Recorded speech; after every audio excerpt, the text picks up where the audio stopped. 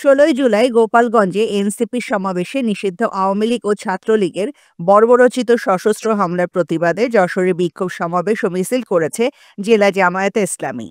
জেলা জামায়াতের আমির অধ্যাপক গোলাম রসুলের নেতৃত্বে মিছিলটি শহরের দরাটানা ভৈরব চত্বর থেকে শুরু হয়ে প্রধান প্রধান সড়ক প্রদক্ষিণ করে মনিহার চত্বরে গিয়ে শেষ হয়। এর আগে বিকালে দরাটানা ভৈরব চত্বরে বিক্ষোভ সমাবেশ অনুষ্ঠিত হয়। সমাবেশে জেলা জামায়াতের আমির অধ্যাপক গোলাম রসুল বলেন, যারা এনসিপি করছে তাদের নেতৃত্বে আন্দোলনের ফলে দেশটা ফ্যাসিস্ট মুক্ত হয়েছে। গোপালগঞ্জে তাদের উপর যে হামলা হয়েছে তা দেশের মানুষ মেনে নেবে না। জামায়াতে ইসলামীর এই ন্যাক্কারজনক হামলা মেনে নেবে না। যারা এই মামলা করেছে তাদেরকে অতি দ্রুত গ্রেফতার করে আইনের আওতায় আনার আহ্বান জানান তিনি। যে সমস্ত রাজনৈতিক দল এনসিপি সমালোচনা করছেন তাদের ভেবে দেখতে হবে এই সুযোগে আওয়ামী স্বৈরাচারী দোসররা যারা বিভিন্ন জায়গায় ঘাপটি মেরে বসে তারা তৃতীয় পক্ষ হয়ে দেশে অস্থিতিশীল পরিবেশ সৃষ্টি করতে পারে। আর যারা আজকে রাজনৈতিকভাবে এনসিপিকে কটাক্ষ করছেন, বাংলাদেশের সংস্কার করতে দেন না, ফ্যাসিবাদের বিচার চান না, আপনাদের কর্মকাণ্ডের কারণে আবারও যেন অতীতের মতো কোনো স্বৈরাচারের উত্থান বাংলাদেশে না হয়। এনসিপি কারা সেটা আপনারা জানেন।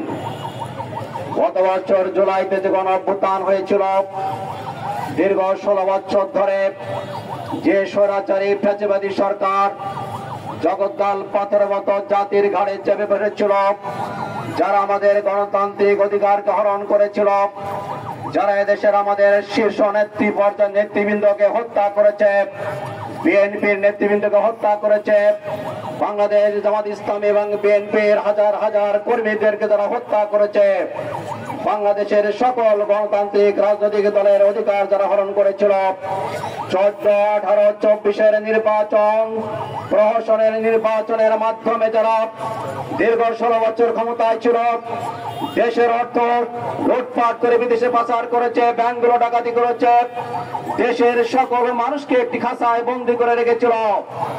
আমরা 16 বছর আন্দোলন করেছি, নির্যাতিত হয়েছে, লক্ষ লক্ষ কর্মীরা মামলা খেয়েছে, জেল খেটেছে, আমাদের কর্মীরা বাড়ি থাকতে পারেনি, ব্যবসা করতে পারেনি, চাকরি করতে পারেনি, দীর্ঘ বছর ধরে তারা পরিবার থেকে বিচ্ছিন্ন ছিল।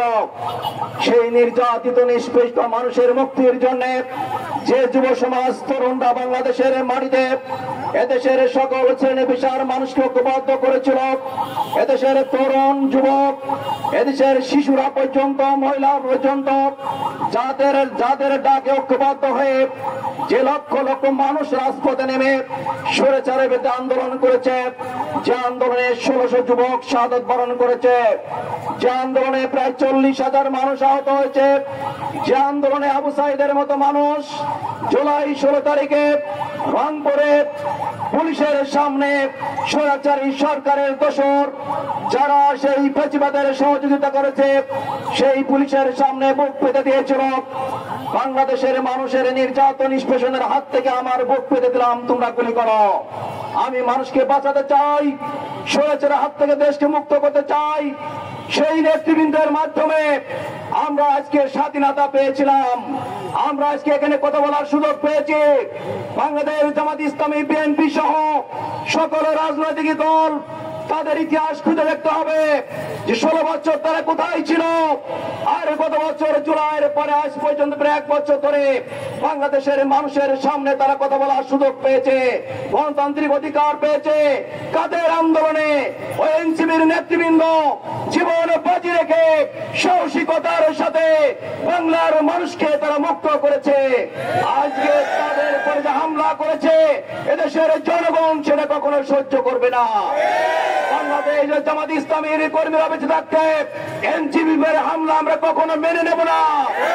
আমরা বর্তমান অন্তর্বর্তীকালীন সরকারকে বলতে চাই যে এনসিপির সভাপতিরা হামলা করেছে তাদেরকে অতি দ্রুত গ্রেফতার করতে হবে, আইনের আওতায় আনতে হবে। সংগ্রামী ভাইরা, আমরা সমাবেশ সংক্ষেপ করতে চাই। আজকে যশোরবাসীকে বলতে চাই, জাতি একটি জাতীয় নির্বাচনের জন্য অপেক্ষা করছে।